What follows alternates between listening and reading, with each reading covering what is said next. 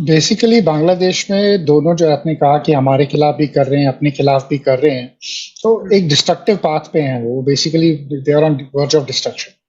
जी। अगर आप यूनिस का देखोगे, जब से ये आया है, इसने इस्लामिस्ट को फ्री रीन दे के रखा हुआ है। ठीक है बिल्कुल। कि जो वो मर्जी है वो कर रहे हैं, जैसे उनका दिल करता है वैसे कंट्री चलाते हैं। रोज प्रोटेस्ट है, रोज रेप हो रहे हैं, रोज चोरी मकारी हो रही है, हम्म। रोज वो इस्लामिक हो रहा है। नॉनसेंस चलाकर बैठे हुए हैं। अब वक्त पे प्रोटेस्ट करेंगे वहां पर वो। आज वो भी हम्म। डिक्लेयर किया उन्होंने। मतलब क्या लेना देना उनका, कुछ भी करें।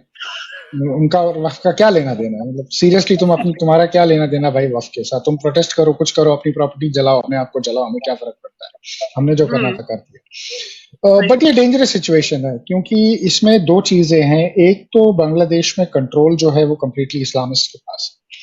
तो पाकिस्तान ने जो वो पिछले 20 साल से जो जमात इस्लामी का वहां पर एक कोवर्ट चल रहा था ना इफेक्ट, जो उनका हम्म। ग्राउंड पे चल रहा था, तो वो जो अब है वो बिल्कुल सरफेस करके बिल्कुल बाहर आया है।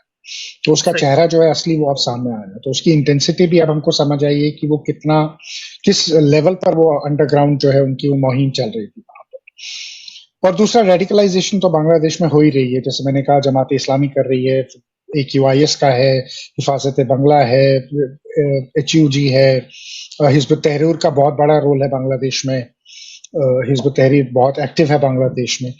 हम्म। तो साथ साथ जितनी ये एक्सट्रीमिस्ट इस्लामिक ऑर्गेनाइजेशंस हैं, ये रोहिंग्यास को लेकर और बंगाल को लेकर, बांग्लादेश को लेकर, ये बड़ी एक्टिव थी उस रीजन में वैसे भी। तो अब इनको हम्म। ओपनली सामने आकर ऑन सरफेस जो हरकतें करनी है वो कर रहे हैं। अब प्रॉब्लम ये है कि देखें, यूनिस आया था बेसिकली ये बोलकर कि मुझे रिफॉर्म कर और इलेक्शन करना। राइट। ठीक है। आए हुए इसको अब कम से कम 8-9 महीने तो हो गए। हम्म। ना ही कोई बांग्लादेश में रिफॉर्म की बात हो रही है, ना ही कोई इलेक्शन की बात हो रही है। वहां सिर्फ बात हो रही है तो निजाम मुस्तफा की बात हो रही हम्म। है। आए दिन वो कोई ना कोई नया नाटक ढूंढ के वो इसमें लगा हुआ है कि कभी इसराइल, कभी इंडिया, कभी ये, कभी वो, कभी आवामी लीग, कभी बीएनपी। तो उसकी कोशिश ये है कि वो पावर में जितनी देर बैठ सकता है उतनी देर बैठे। उसका इलेक्शन करवाने का कोई मूड नहीं। बिल्कुल। और इस्लामिस्ट के लिए ये परफेक्ट अपॉर्चुनिटी है, क्योंकि वो उनका पापेट है, उनके हाथ में है।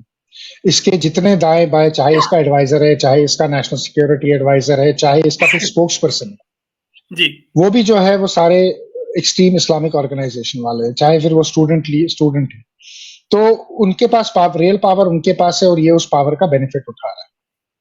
हम्म। तो एक classic left Islamic Sino Wahhabi, जिसको हम अलायंस बोलते हैं, ये उसका एक बहुत बड़ा एग्जाम्पल है आपके साथ।